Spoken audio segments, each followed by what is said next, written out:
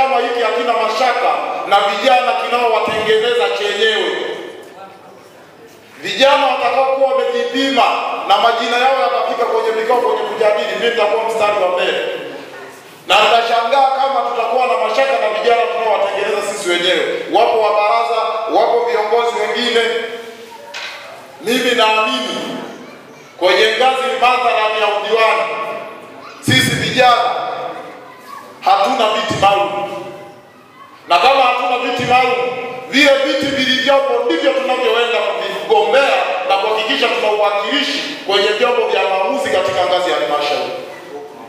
Mimi kama mwenyekiti wa umoja wa vijana, yupo katibu ambaye ni mtendaji, tutasimama kwa niaba ya vijana.